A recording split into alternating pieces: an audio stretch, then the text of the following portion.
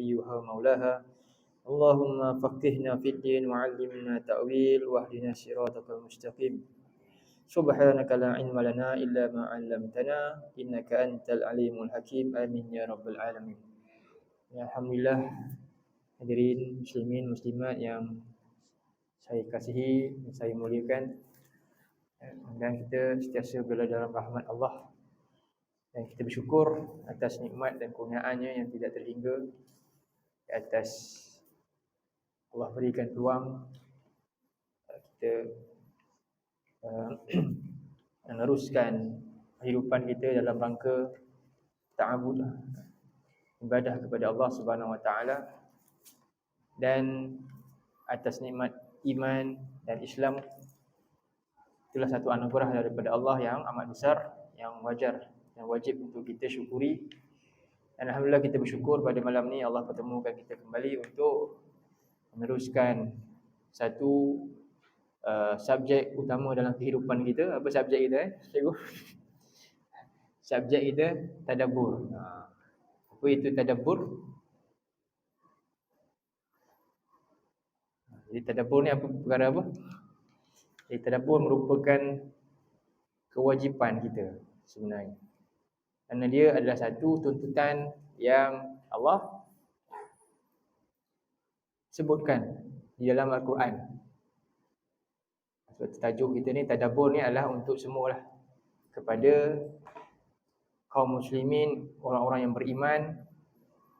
Antara tuntutan Quran selain ia dibaca ialah ia perlu ditadabbur ayat-ayatnya.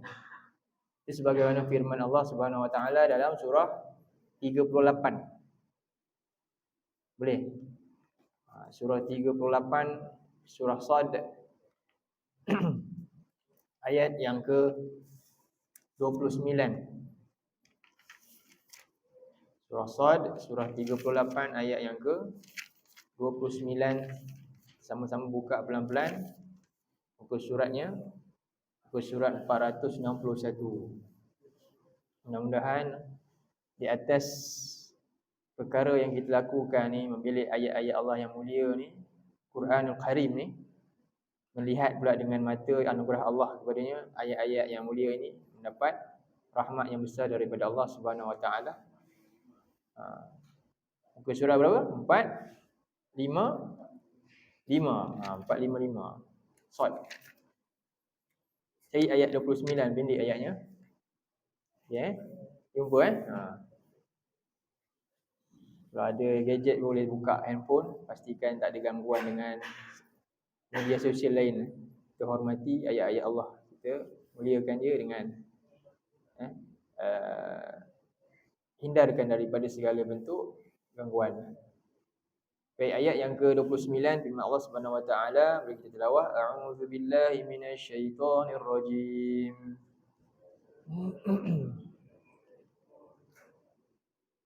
Kitabun anzalnahu ilaika mubarakun liyadabbaru ayatihi.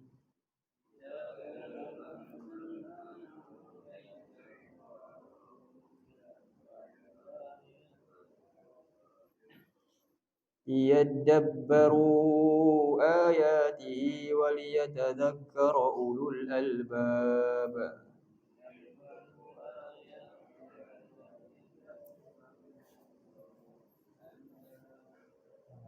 Di kitab, ini sebuah kitab. Di bahasa Arab ni kalau dia jumpa ada tanwin depan sekali kalimah tu, kan, kitab tu tanwin kan, tanwin dengan baris dhammah, kitabun. Orang Arab dia akan faham ada kalimah yang tersembunyi yang dibuang ke depan dia. Tapi cuma kita ni kena belajar pula bahasa Arab. Tapi bagi penutur Arab dia faham dah. Kitabun bila ada kalimah yang disebut ini nakirah lah. Ada apa? Tanwin di depan tu dengan berbaris apa? Dhammah. Bermakna ada kalimah yang tersirat sebelum dia. Kalimah tersirat dia apa? Hadzal Quran. Lepas tu terjemah dia apa? Allah sebut kitab, terjemah dia apa? Ini iaitu, ini adalah Al-Quran. Kan? Terjemah dia tulis apa? Quran. Betul tak? Itu dia dah terjemah yang tersirat sekali. Sebenarnya ada makna. Ini adalah Quran lah maksud dia, kitab maksud dia Quran. Dan ada kalimah yang sembunyi tu. Itulah maksud dia. Ini adalah Al-Quran, iaitu sebuah kitab. Itulah maksud dia. Jadi sebuah kitab yang mana dia tertulis, tercatat. Yang kemudiannya dia telah tercatatkan mana? Lauh Mahfuz. Lalu Allah wahyukan, turunkan di Baitul Izzah sekaligus, lalu disampaikan secara berperingkat-peringkat selama 23 tahun kepada siapa? Seorang manusia yang terpilih, yang Allah pilih, iaitu Rasulullah sallallahu alaihi wasallam. Itu maksud dia. Disebut kitab ni, masa ni kita belum boleh baca dia. Dia tertulis di Lauh Mahfuz. Siapa pun tak boleh baca dia. Bila dia sampai ke kita dan kita baca, nama dia apa?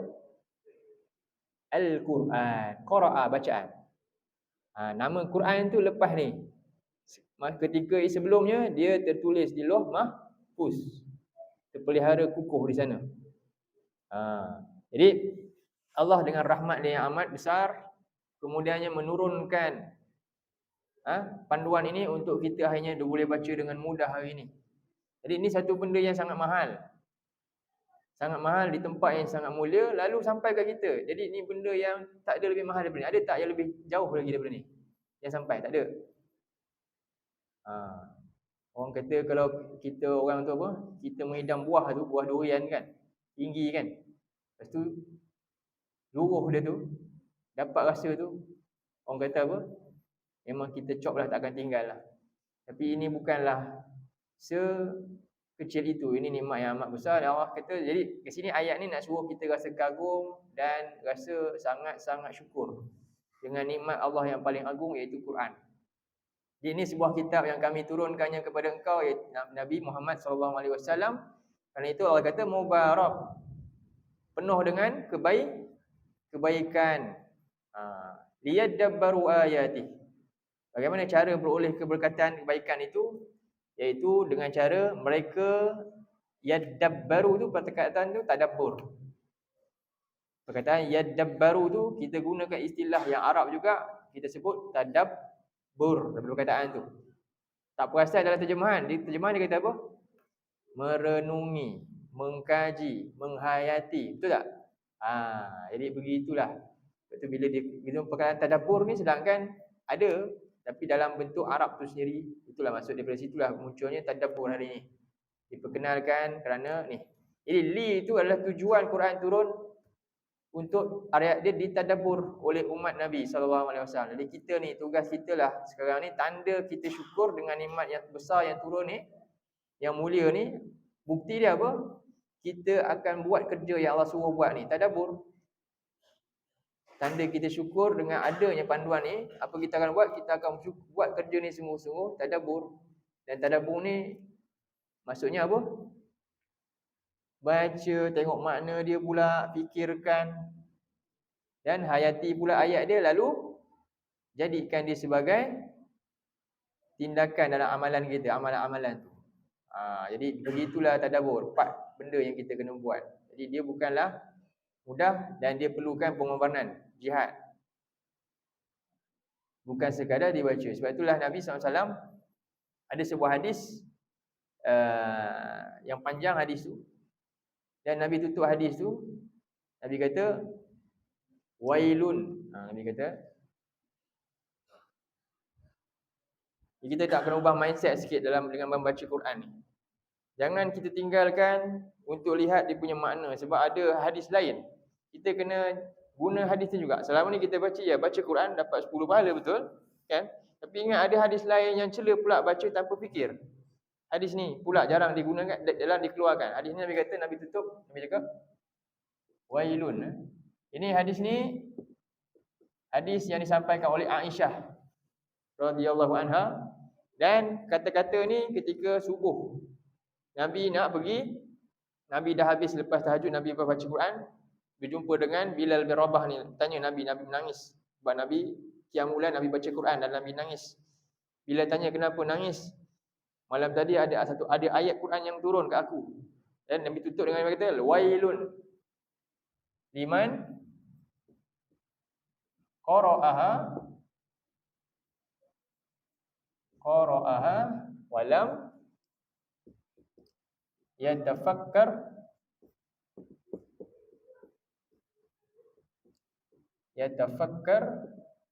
fiha. Jadi ini kena perhatikan. Saya ambil rangkap pendek je, hadis sepanjang. Cuba baca. Wa qala Rasulullah sallallahu alaihi wasallam. Boleh ikut saya, ni kata-kata Rasulullah. Qala Rasulullah sallallahu alaihi wasallam, wailun liman qara'aha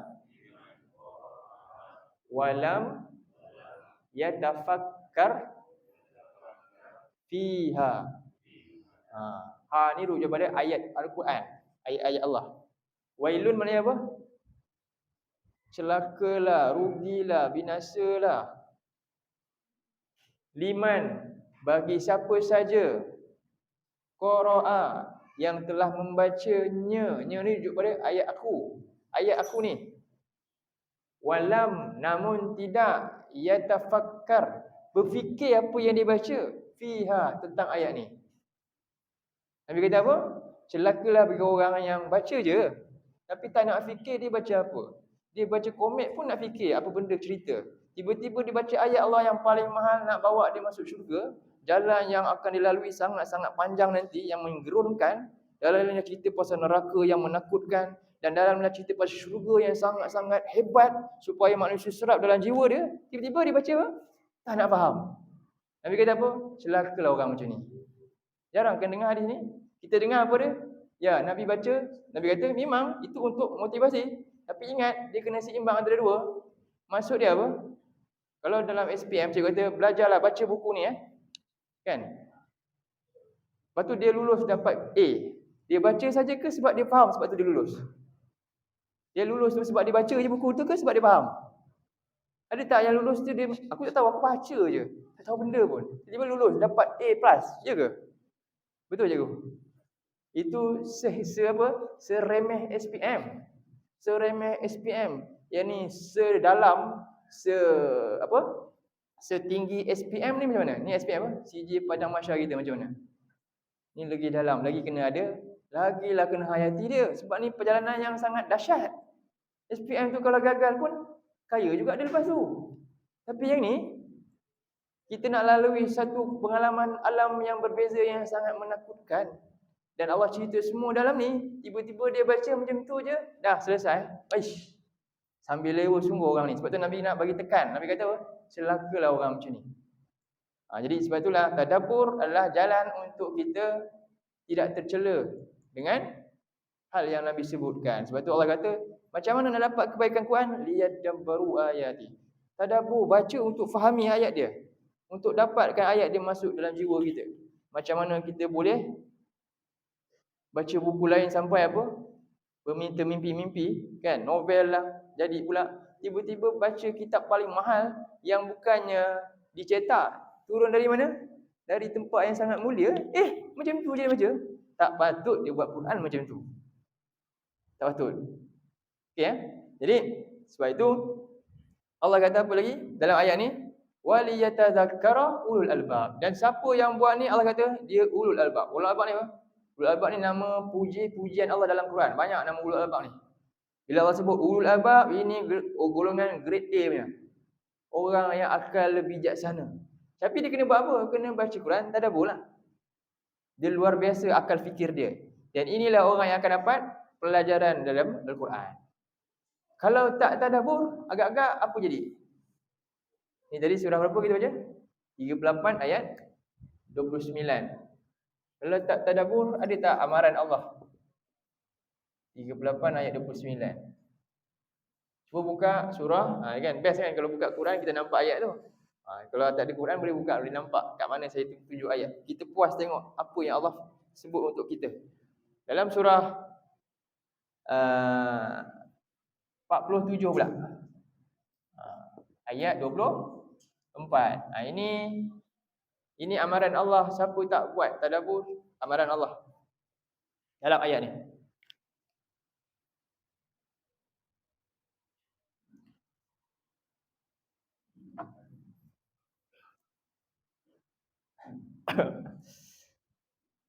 38 ayat 29. Hadis ni tadi dapat ke? Siapa yang ada tulis boleh dapat terjemahan dia? Penting lah hari ni kita nak cari sendiri pun payah kan. Kalau ada apps tu boleh. Tapi bahasa Arab lah. Okey, kita baca ayat 24 . A'udzubillahi minasyaitonirrajim. Afala yatadabbarunal Qur'an am ala qulubin aqfaluha. Afala apa tu? Apa masalah mereka ni yang menyebabkan la yatadabbarunal Quran, mereka sampai tak ada masa, tak ada terasa bersalah, tak mahu untuk apa? Tadabbur Quran. Benda lain boleh habis masa fikir dalam-dalam, Quran tak mau fikir. Apa halangan mereka, penyebab dia? Kan? Afala yatadabbarunal Quran, Allah tanya kita. Lalu Allah kata apa? Sebenarnya apa masalah? Allah bagi ancaman. Am ala qulubin aqfaluha. Dapat am ala qulubin aqfaluha. Tak, bukan masalah tu semua. Itu hanya alasan. Sebenarnya Allah kata, atau sebenarnya hati kamu dah ada kunci. Maknanya hati dah rosak, dah ada penyakit dengan aku. Na'udzubillah. Bahaya, itu penyakit paling bahaya. Punca di azab sebab hati yang ada penyakit terhadap pencipta, terhadap hari akhirat. Jadi tu soalan tu Allah tanya. Jadi untuk merawat hati yang sakit, apa jalan dia? Baca Quran, tadabbur, tengok makna. Jangan lagi kita ambil sambil lewa dengan segala kenyataan dalam Quran tu. Jadi itulah tadabbur kita ni. Baik. Jadi pada malam ni kita nak masuk surah apa? Dapat ini 2 ayat. Kenapa kita tadabbur lah? Kita nak masuk surah yang penting, yang mana kita pilih ni atas persetujuan semualah, cikgu syuk semua kan. Surah Al-Mulk. Surah Al-Mulk, muka surat berapa? Boleh buka surah Al-Mulk. Kenapa surah Al-Mulk? Sebab tiap-tiap malam baca, saya percaya semua ahli ni semua ahli Al-Mulk. Ahli Al-Mulk lah kan. Familiar sangat dekat surah Al-Mulk dengan kita, jadi mudah sikit nak hadam makna dia. Cuma kita nak apa dia? Kita dah mahir baca, mungkin ada yang dah hafal, tak payah tengok ayat. Alhamdulillah, itu satu nikmat kat kita. Dan kita nak mula dengan lebih dalam lagi apa dia? Mungkin kita nak tahu apa makna-makna dia yang penting. Mungkin kita tak boleh nak dapat semua, kita ambil yang mana penting-penting dulu. Kan? Bukannya kita nak pokok belajar bahasa Arab mendalam tu, tak. Sikit-sikit supaya dapat beberapa faedah penting daripada ayat surah Al-Mulk. Jadi sebelum kita nak pergi surah Al-Mulk ni, jumpa dah muka surah berapa? 5, 6, 562. Jadi muka surat 562 kita tahu maknanya dia apa? Setiap 20 muka surat tu maknanya satu juzuk. Jadi 562 tu maknanya berapa juzuk ke? 29. Permulaan juzuk 29, 562. Juzuk pertama muka surat, habis juzuk pertama 20 muka surat 21. Masuk juzuk 2 muka surat 22. Juzuk 3 42. Juzuk 4 62. Juzuk 5 82. Ia semua 22. Jadi juzuk 29 562. Itu cara kira dia. 20 20 20. Faham? Jadi Quran ni dia ada 30 juzuk. Setiap juzuk ada 2 hizb. 2 hizb maknanya apa? 30 bagi 2 lah, kali 2 lah. Jadi 60 hizb. Setiap hizb Quran ada 8 makra' pula. Maknanya ada 240 tempat bintang tu. Kalau pasal ada bintang-bintang tu untuk mudah kita baca dia punya sub-sub ayat. Jadi setiap satu juzuk 20 muka surat, iaitu mula juzuk yang kedua muka surat 22, 42, 62, 82, kemudian lepas 82 102, lepas 102 122, 142, 1 dan seterusnya sampailah 562 yang ke-29. Okey. Jadi sebelum kita nak pergi, surah Al-Mulk adalah surah nombor surah tu apa?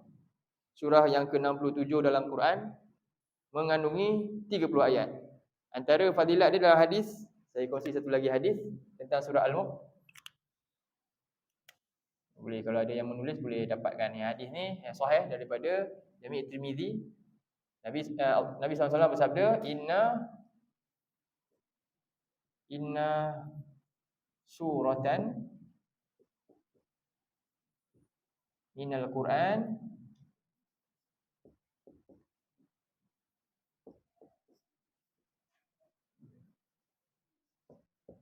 thalathuna ayah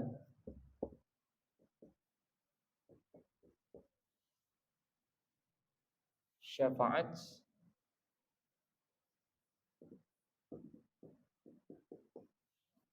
li sahibiha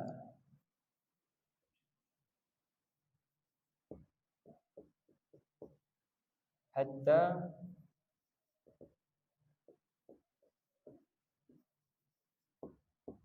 ghufira lahu. Ni sebuah hadis lagi. Cuba kita baca hadis ni. Qala Rasulullah sallallahu alaihi wasallam, inna suratan minal Quran thalathuna ayah syafa'at li sahibiha hatta ghufira lahu. Ni satu fadilat. Maknanya kelebihan yang untuk apa ni? Ni hadis ni untuk kita rasa terghib, ghairah, cintakan ni surah ni. Cintakan dia. Jadi Nabi kata sesungguhnya surah, ada satu surah. Sesungguhnya ada satu surah minal Quran, daripada Quran. Quran ada berapa surah? 114. Tapi Nabi kata ada satu surah daripada 114 tu yang dalam Quran tu. Ada satu surah daripada Quran yang mana thalathuna ayah. Thalathuna mana ya? 30. Kalau 3 je thalathun. Kan? Thalathun. Kalau 30 thalathuna. Jadi ada 30 ayat. Surah apa yang ada 30 ayat? Ada berapa surah dalam Quran 30 ayat? Surah Al-Mulk, surah As-Sajdah dan surah Al-Fajr. 3 je surah dalam Quran ada 30. Surah As-Sajdah, surah nombor 32. 30 ayat. Biasa baca hari. Bila baca? Sikit lagi dah kan? Lagi 2 hari ni, Jumaat. 30 ayat. Lagi? Surah Al-Mulk. Surah Al-Mulk, surah 67. Tadi tu surah nombor 32, di awal lagi. Lepas tu surah Al-Mulk, surah 67. Kemudian ada lagi dalam juzuk amal, juzuk belakang lagi. Surah yang ke-87, surah Al-Fajr. Wal Fajr walayalin ashr. Itu juga 30 ayat. Jadi dah tahu fakta dah. Dalam Quran ada 3 surah saja yang ada 30 ayat. Surah As-Sajdah, Al-Mulk dan Al-Fajr. Okey. Jadi ini yang mana satu? Macam mana ni? Nak tahu surah ni mana satu? Jadi Nabi baca lepas hadis ni, Nabi membaca Tabarakalladzi biyadihil mulk. Jadi Nabi membaca Tabarakalladzi dan ila akhir ayat sampai akhir. Jadi baca ni. Jadi maksud Nabi 30 ayat itu surah Al-Mulk. Okey? Jadi apa kelebihan surah Al-Mulk ni? Nabi kata sesungguhnya dalam Quran ni ada surah yang mengandungi 30 ayat. Syafa'at li sahibiha. Syafa'at apa? Syafa'at apa? Recommend kan? Syafa'at apa syafa'at? Lawan syafa'at syaf'un. Lawan dia apa lawan syaf'un? Witrun. Witrun. Syaf'un lawan dia witrun. Syaf'un maknanya witir apa witir? Solat witir. Ganjil. Syaf'un genap. Genap. Siapa yang witir? Allah paling suka yang mana? Allah suka witir. Sebab apa? Sebab dia witir. Allah ni ganjil. Allah satu. Dia tak perlukan siapa-siapa pun untuk ada bantuan. Perlukan ada pasangan supaya boleh kuatkan dia. Tak. Kita perlu penggenap. Sebab tu syafaat ni penggenap. Kita seorang-seorang dalam kubur seorang-seorang tak? Seorang-seorang nanya. Jadi kita nanti lepas ni memang hidup seorang-seorang. Jadi biasakan hidup seorang-seorang sekarang. Jangan suka hidup dapat like je. Dapat like baru seronok, kalau tidak stres. Tak, belajarlah hidup tak dapat like siapa-siapa pun. Belajar dari awal. Nanti kita dalam kubur tak ada siapa dah peduli dah. Sekejap je semua tinggal dah. Jadi nak penggenap tak dalam kubur? Nak penggenap? Ada tak ada hadis Nabi? Kita akan dapat peneman. Apa peneman dia? Nanti ahli kubur tu lepas dia masuk kubur, dia akan didudukkan, datang 2 malaikat. Sebelum datang tu akan hadir. Kalau orang kafir akan datang satu yang menakutkan. Siapa kau ni mensengsarakan aku. Tengok je dah sengsara dah habis. Menggerunkan, menakutkan, tak selesa langsung. Aku adalah amalan kau yang buruk. Kalau amalan baik, siapa engkau ni? Aku tengok engkau ni, rasa lega dah aku. Aku seorang-seorang yang kan tak ada siapa-siapa. Kau teman aku. Ni hadis panjang, hadis sahih. Hadis ni Nabi baca masa sahabat ada pengkemudian sahabat. Nabi baca hadis ni panjang. Tazkirah, antara tazkirah Nabi masa pengumumian sunnah kita boleh baca hadis tu. Sampaikan. Jadi itu penggenap dalam kubur. Amalan soleh kita. Jadi antaranya apa? Amalan soleh dia? Amalkan surah Al-Mulk. Amalkan macam mana? Jadi tengok ni kat sini. Syafaat. Nampak? Syafaat. Dia akan jadi pembantu, penolong. Siapa? Bagi siapa? Sahibiha. Kita bersahabat tak? Kita buat apa? Saya alhamdulillah saya baca. Tapi Nabi tak kata kalau baca apa? Qari'iha. Bagi pembacanya. Faham Kalau baca disebut qari'iha. Tapi tak sebut, disebut apa ni? Apa maksud sahib? Sahabat. Okey, sahabat Nabi. Kenapa mereka digelar sahabat Nabi radhiyallahu anhu? Sebab bukti dia betul sahabat Nabi, dia buat apa? Kenapa Abu Jahal tak digelar sahabat Nabi? Dia jumpa Nabi juga. Sahabat Nabi mana dia buat apa? Kenapa? Sahibul Rasul kan? Sahibu Rasulullah. Begitu sekali. Kenapa? Sebab apa? Apa je Nabi buat semua dia taat dan dia mati untuk Jadi kalau kita sahibi al-mulk, sahibil Quran, apa dia buat dalam Quran? Apa dia buat dalam Quran? Apa je perintah dalam Quran, dia hayati, dia tengok dan dia buat, dia jihad. Dia faham benda tu. Masuk dalam jiwa dia, sahabat. Itulah dia. Kalau kita kata ana sahibu as-sayyarah. Saya, jadi sahib ni maksudnya pemilik, iaitu yang sentiasa berganding dengan dia ke mana-mana saja dia pergi. Sehidup, semati, sehati, sejiwa. Itulah sahabat. Tapi kita baca Quran, jiwa tak pun macam Quran ni. Tak tahu pun apa dalam dia. Macam mana? Sahabat tak? Cuba ini satu renungan besar untuk kita. Faham Apa tadi? Sehati, ya, jiwa dia, jiwa ni. Tak ada ni, dia sedih. Tengok Nabi dan sahabat. Sahabat bila Nabi wafat sedih tak? Sedih. Kita sedih tak bila sehari tak baca Quran? Macam mana nak kata sahabat Quran? Sedih tak kalau tak faham Quran? Macam mana nak kata sahabat Quran? Kita sedih kalau tak faham benda lain, sedih. Dunia kan? Mak apa hantar pergi tuition. Anak aku dah gelap masa depan ni, tak pandai bahasa Inggeris lah. Habislah dia nanti macam mana dia nak kerja kan? Tiba-tiba anak aku tak faham Quran lah. Dia hantar tak? Habislah nanti macam mana dia nak masuk kubur. Ada? Ya, itulah pemikiran yang telah pun terpesong hari ni. Nak betulkan ni? Nak betul macam mana? Tak ada pula. Hanya dengan kelas telefon nampak tak? Dapat lagi satu pencerahan. Hadis ni baru. Yang tu kita nak buka, keluarkan. Congkih habis-habisan. Quran dia akan congkih habis. Kita solve saja ayat, cuba kita fikir dalam ayat ni cerita pasal apa. Baru puas. Tapi susah nak buat kan? Jadi li sahibi, itulah maksud sahabat. Sehidup, semati. Ya, tak apa, tak ada masalah. Tak ada lain pun, saya cintakan ni. Itulah dia. Jadi, dan sampailah apa? Dia akan tuntut orang yang bersahabat dengan dia ni habis-habisan. Sampailah kalau dia ada masalah, dia akan bagi masalah tu tak ada. Hatta ghufirallah. Sampailah segala dosa dia diampunkan. Wah, Masya Allah. Nikmatnya. nikmatnya surah ni. Jadi sekarang ni betul lah kita nak tadabbur surah ni sekarang. Sebab Nabi tak kata hanya pembaca, sahabat. Macam mana nak sahabat? Kita kena jiwai surah ni. Macam mana nak jiwai surah ni? Tadabbur, cuba tengok kalimah demi kalimah dia. Ada satu benda yang kita menyebabkan kita lepas ni kita baca dah berbeza dengan kita baca sebelum-sebelum ni. Itulah kita harapkan. Kita harapkan Allah bagi kita kesempatan dan Allah bagi saya kemampuan dan juga Allah cerahkan lisan saya lah. Rabbi shrah li sadri wa yassir li amri wahlul 'uqdatam min lisani yafqahu qawli. Mudah-mudahan itu je lah. Dan semua juga Allah bagi kekuatan untuk cuba hadamkan. Sebab memang kita akui nak buat macam ni penat ke senang aja.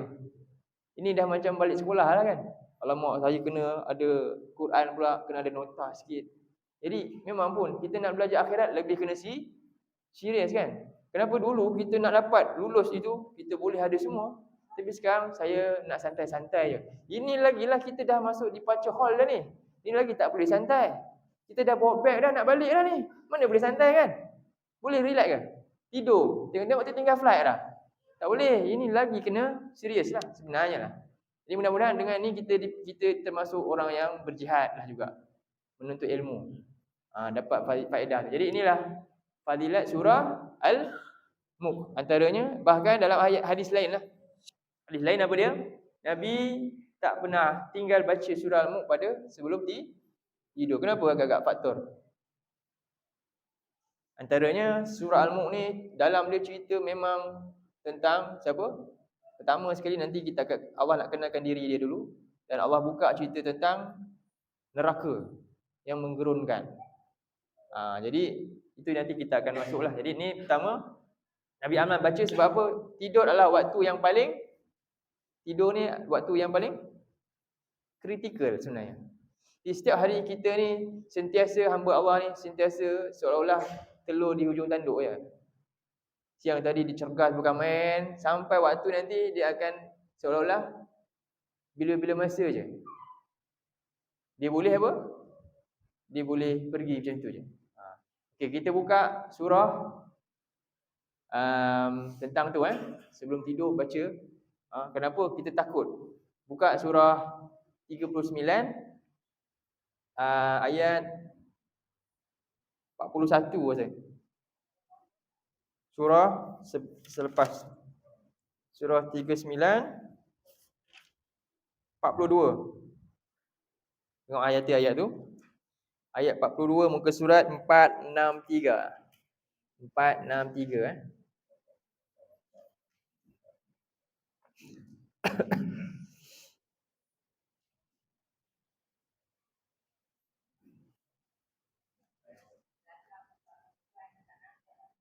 Oh, tak nampak.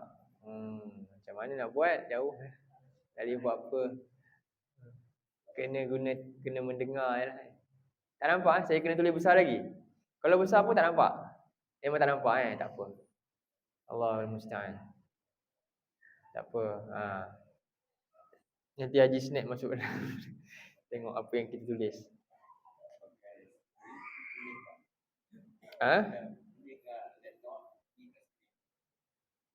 Nak kena laptop pula. Leceh pula kan. Tak apa, lain kali lah. Sebab ni mungkin ada hadis lah. Lepas ni kita masuk ayat je. Sebab tu saya lebih suka ayat ni. Sebenarnya kalau ikutkan banyak hadis nak masuk, tapi terhad lah. Kita kena ringankan sikit. Cuma hari ni untuk kena jelaskan hadis ni. 2 hadis je kita masukkan. Untuk ni. Baik, ayat 42. Okey.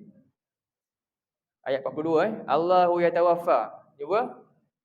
Okey, cuba kita baca ayat ni. A'udzubillahi minasyaitonirrajim. Allahu yatawaffal anfusa hina mautiha wallati lam tamut fi manamiha.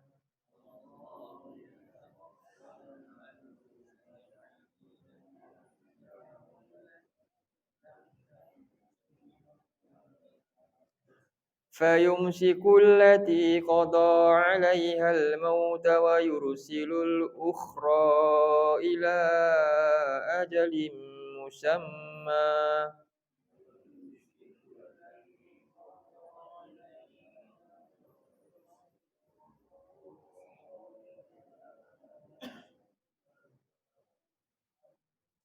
Inna fi dzalika laayatin liqaumin yatafakkarun.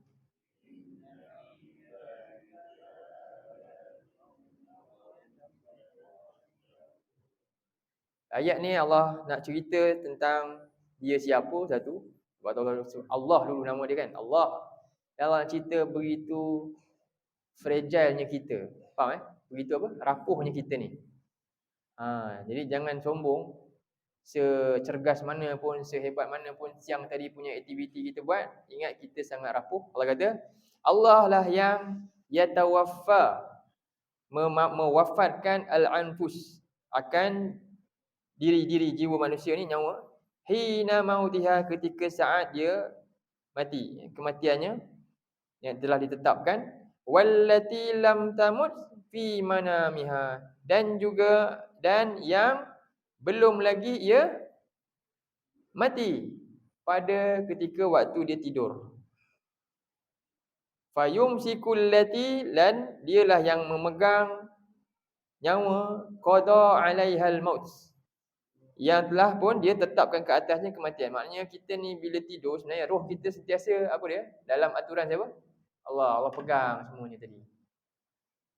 Tinggal nak bagi balik ke tak bagi je. Tak bagi, bye-bye terus. Setiap malam macam tu kita ni. Perasan ke tak perasan? Ayat ni cerita macam tu lah. Setiap kali kita ni tidur sebenarnya, kita sedang apa buat? Sedang apa? Sedang menyerah diri je. Boleh ke siapa yang tak nak tidur? Jadi sepatutnya rasa takut tak pasal nak tidur? Sepatutnya rasa takut itu. Tak akan sombong punya kalau orang tu sentiasa takut. Dia tak akan sombong dengan Allah. Jadi setiap kali orang tu ni semua kita ni apa dia? Macam orang kata apa?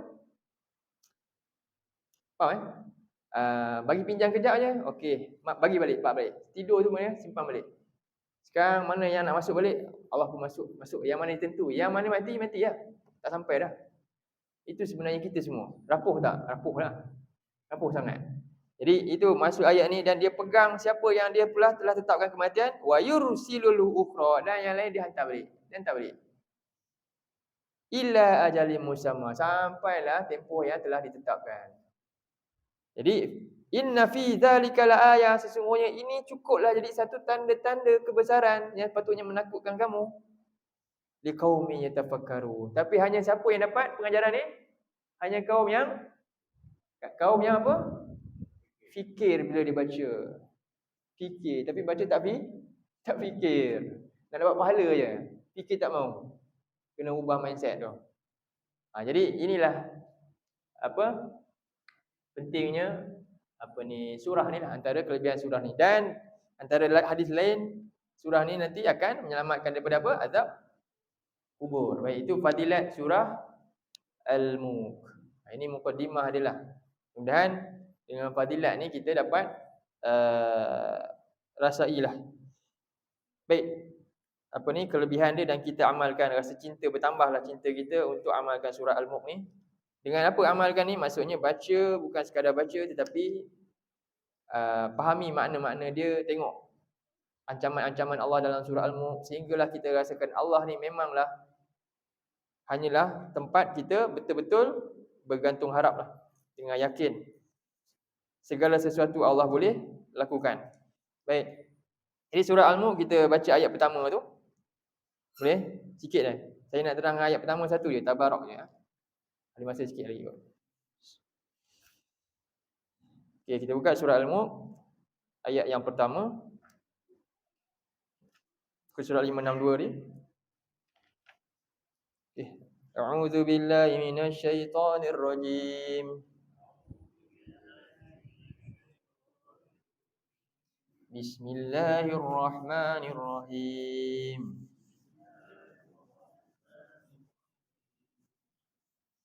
Tabarakalladzi biyadihil mulku wa huwa ala kulli syai'in qadir.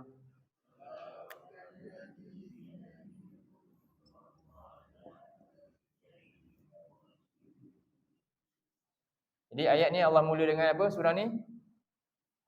Tabarak. Satu perkataan pertama tabarak. Jadi antara nama juga orang panggil surah ni surah Tabarak. Sebab mula dengan Tabarak. Ada orang panggil surah Al-Mulk. Dan ada nama lain Al-Munjiyat.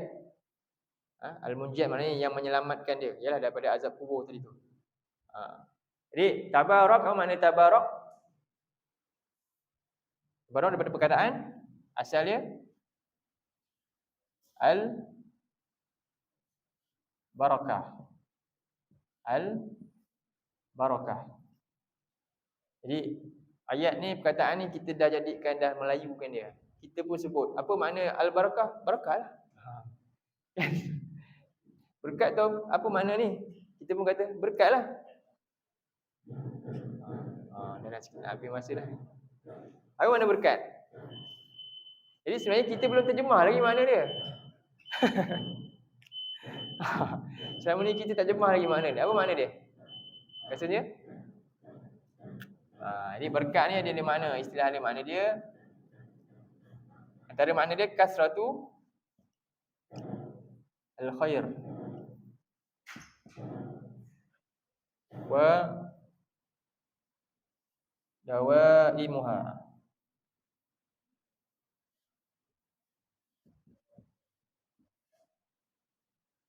Kasratul khair wa dawaimuha, iaitu apa dia? Kebaikan ni yang sangat banyak, yang melimpah ruah dan berkekalan. Satu kebaikan yang melimpah ruah dan berkekalan, itu nama dia berkat. Boleh faham? Jadi kita kena carilah apa benda yang macam ni. Ada tak dalam dunia yang macam ni? Ada tak? Apa dia? Kebaikan yang sangat banyak, kebaikan yang melimpah ruah lah kita kata. Dan berkekalan. Dan yang ni, berterusan ataupun berkekalan. Kekal, dia tak hilang. Itulah maksudnya berkat. Itulah maksudnya berkat. Jadi kalau kita tengok berkat ni serupa-rupanya, makna dia ni, kat dunia ada tak makna ni? Rumah kita sendiri. Lagi? Isteri. Apa lagi? Harta kita. Apa maksud harta yang berkat? Rumah yang berkat. Anak yang berkat. Diri kita yang berkat, contohnya kan? Apa maksud? Bila masuk berkat, rupanya dia melimpah ruah dan kekal. Ada tak yang macam tu? Jadi rupanya orang pandang kalau berkat dunia bukan berkat. Tak ada pun. Sebab itulah kita kata bila rumah yang berkat, apa dia? Rumah itu menghasilkan sesuatu yang kekal. Apa dia? Amal soleh. Itulah maksud berkat. Kalau tak ada kaitan amal soleh, maknanya tak berkat lah. Yang boleh bawa kat sana nanti kekal di sisi Allah. Itulah maksud berkat. Ramai orang salah faham berkat kan? Tak, berkat bukan macam tu. Berkat ni bila satu nilai tu kan menjadi al-baqiyatus solihat, yang kekal tu. Kan? Itulah berkat. Kalau tak ada sekadar nilai dunia saja dibuat, bukanlah maksud berkat. Walaupun orang sebut berkat, tak ada. Itulah maksud berkat ni, nak faham kita buka surah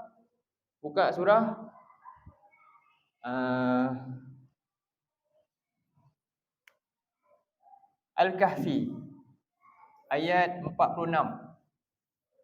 Al-Kahfi ayat 46. Last ayat.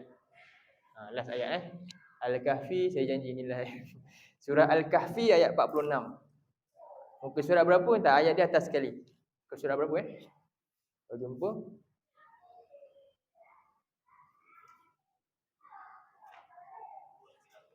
299 atas sekali.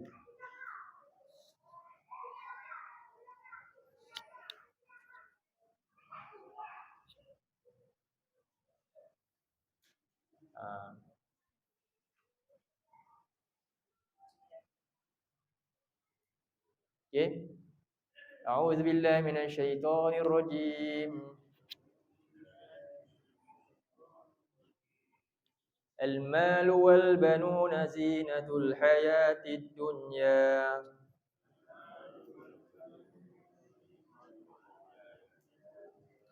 wal baqiyatus salihatu khairun 'inda rabbika sawaban wa khairun amala.